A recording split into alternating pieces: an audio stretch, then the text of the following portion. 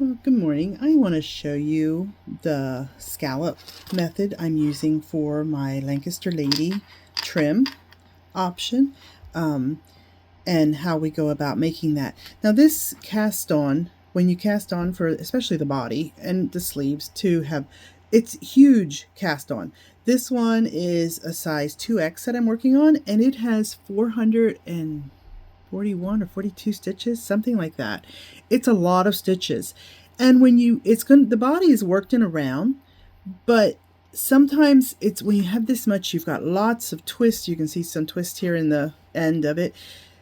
And it's very hard to get that joined in around without any twists, especially with this number of stitches. So what I like to do is work a couple rows with my scallop trim on it, and then I will join it around. And once I join it around, then I'll use my little bit of tail that I have left from casting on. When I go to weave that in, I will sew up those 2 or 3 rows that I have worked so that there's no open little gap there. But I want to show you how to do this first row.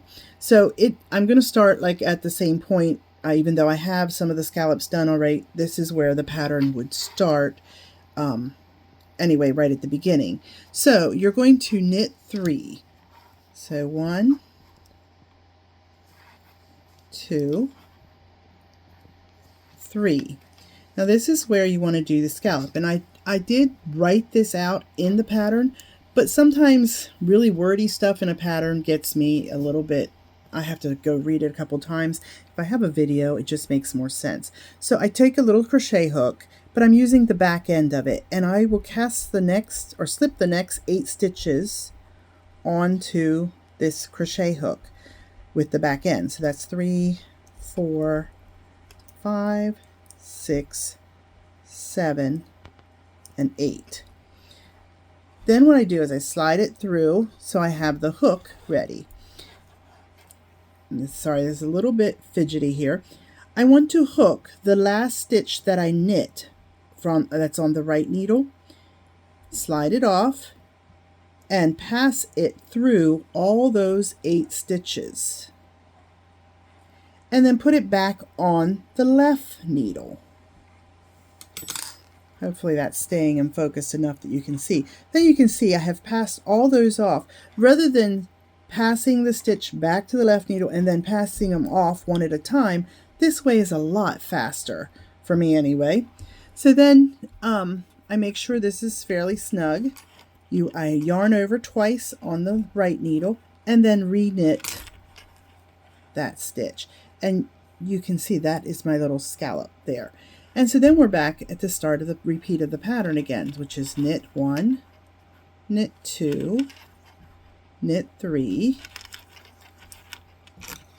pass the 8 stitches off to the crochet hook,